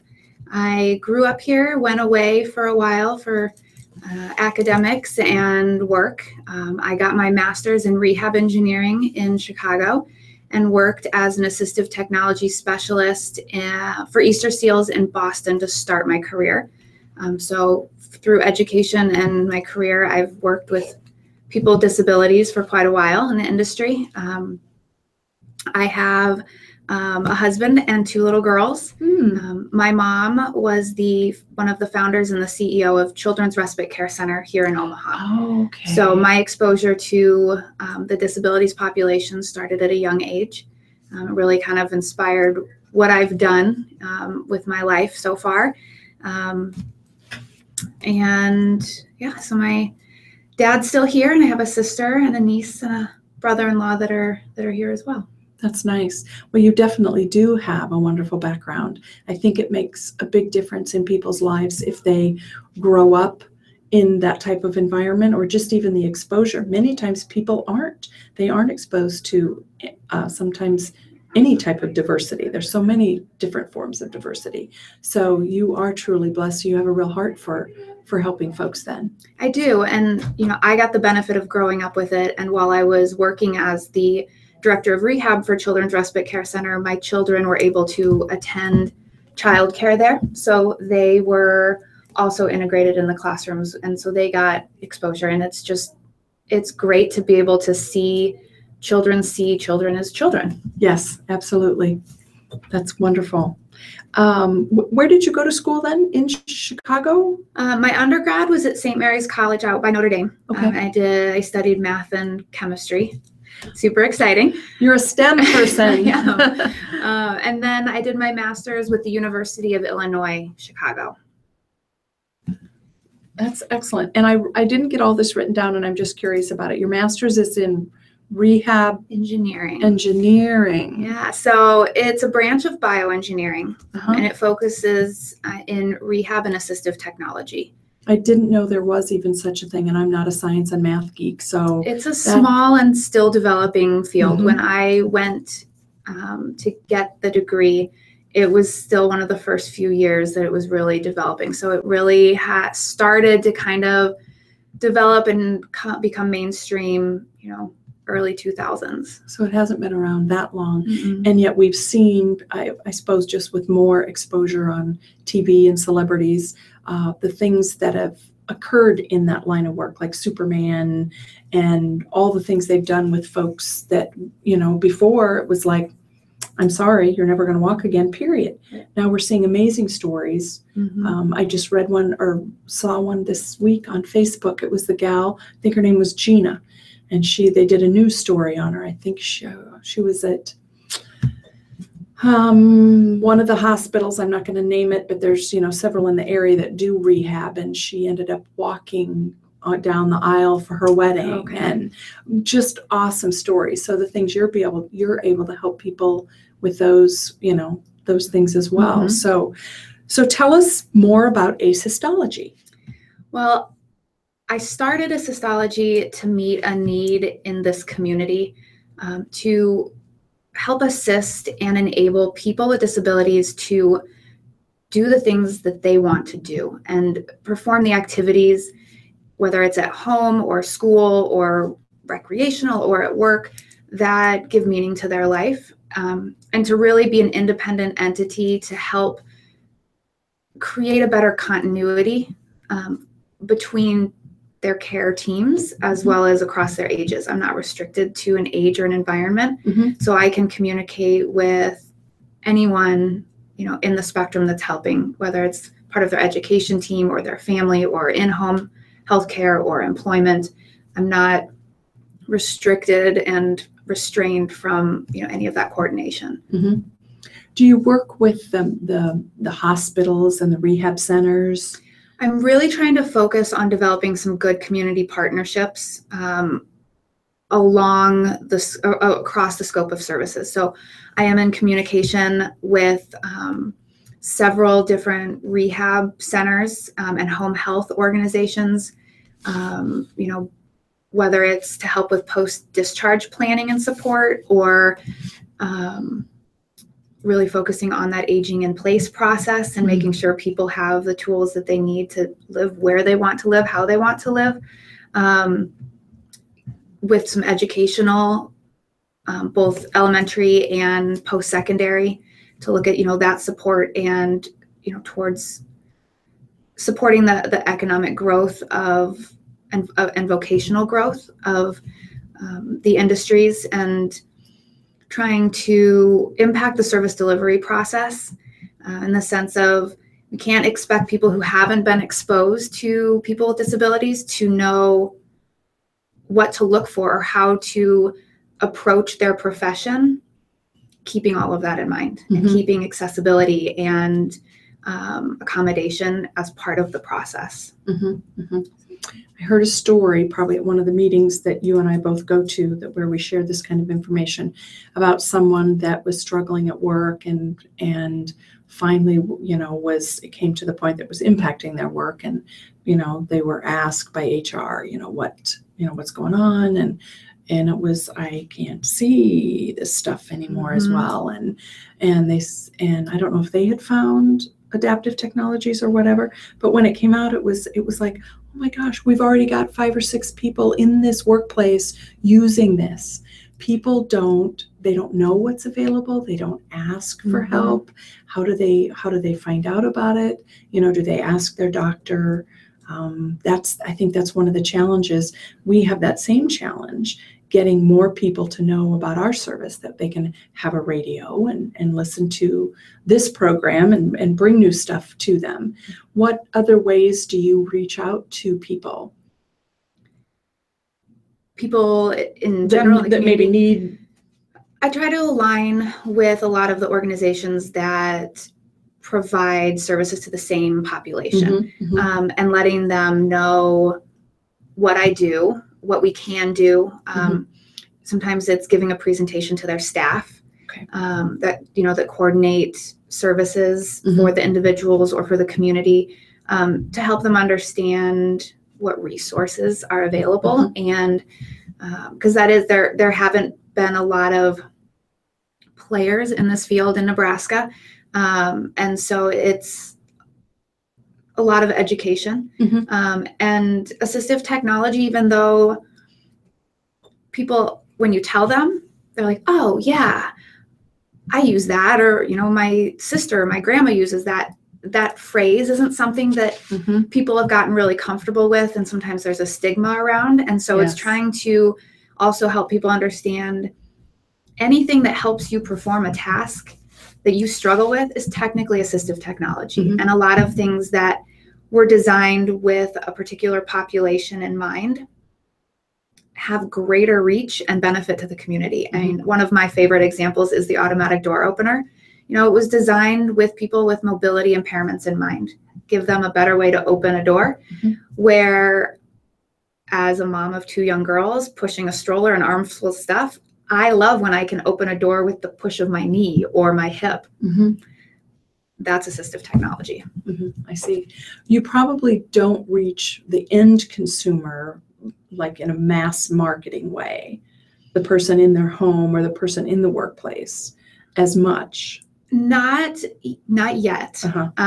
But my hope is that through connecting with different agencies around the community, I will be able to do that more directly, because more people will know that it's an option. Sure. And they will maybe think of it before having to ask 5 people, where can I turn? And then I can directly support them without maybe a roundabout referral process. You mentioned there aren't that many outlets for assistive technology in Nebraska. Is it more available elsewhere, like on the coasts then, or in bigger communities? I think different organizations in different states provide it differently. Okay. Their systems are a little bit different. A lot of funding for it comes through federal and state government. So how states use their funding through the Tech Act looks differently. Okay. There are a couple of really good demonstration and loan libraries available here in the state, and that's one way that Nebraska supports, uses that tech money to support the community. Different states maybe get more funding because they're bigger.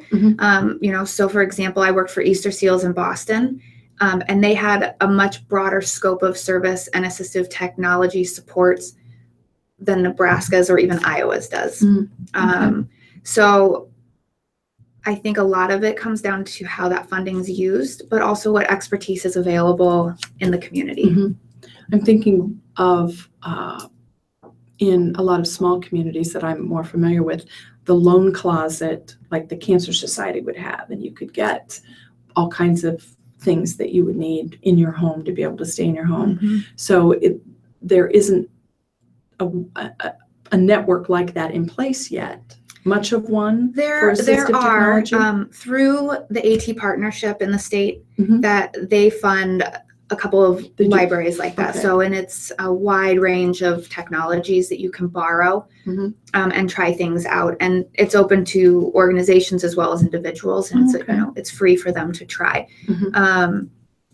So, and then on the more fun and developmental and maybe younger side of things, United Cerebral Palsy supports across the state several developmental tech tools, processes where families and anyone in the community can borrow adapted toys and activities. I'm trying to work with them to expand their scope into things that can support home automation and a little bit more towards mobility and the broader scope beyond toys, so that there's a better network there for that.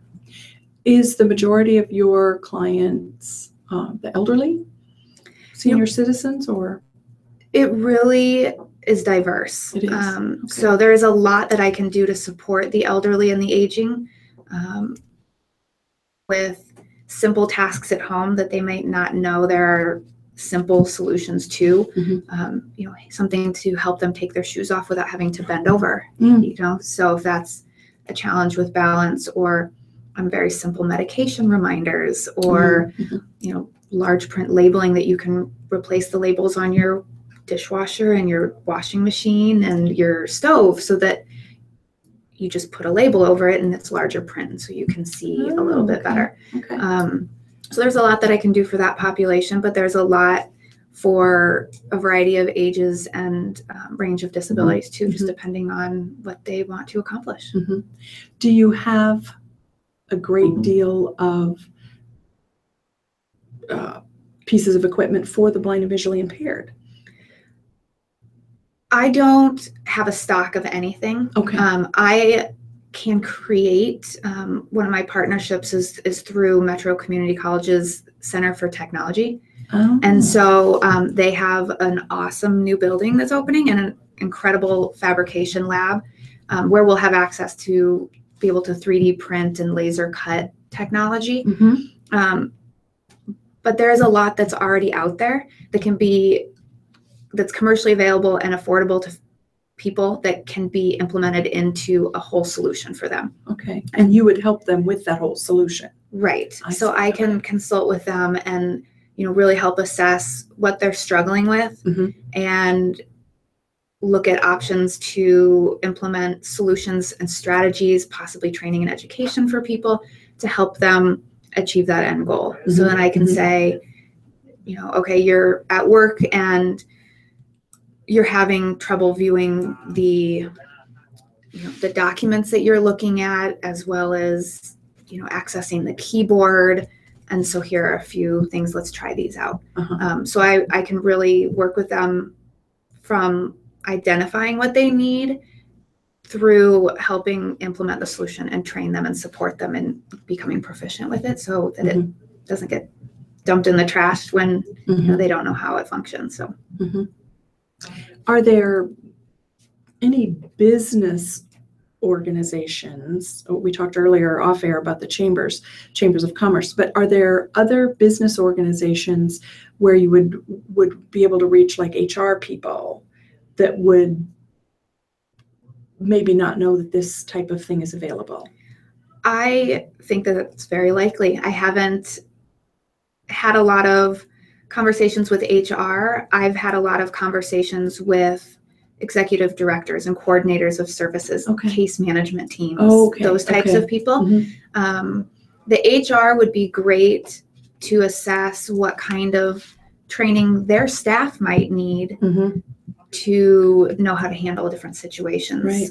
Or, in a hospitality setting, if, I've heard a lot of families that we've talked to through some projects, who one of their biggest complaints to their engagement in community activities is the people that they're interacting with don't know how to talk to them or interact with them. And if the wait staff or the hospitality staff hasn't ever been exposed to people with disabilities, it's an ignorance, not it's not a malicious thing. No. They just don't know. And so trying to get the word out there that, what training can we provide as an industry, to make that better and make community activities more engaging and enjoyable for people with disabilities.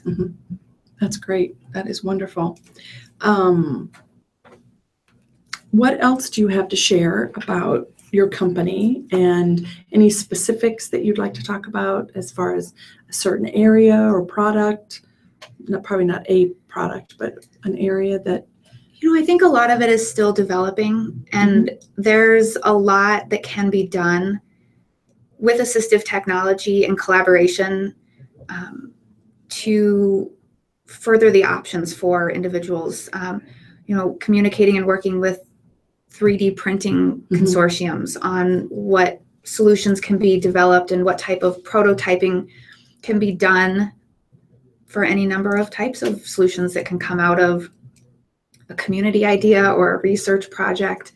I talked about the industry-based trainings. I think there's a lot of education that can be done within industries in the community, and just really trying to find ways that things can be better coordinated and and through collaboration. Funding is always going to be a challenge, but there are better ways that things can be handled.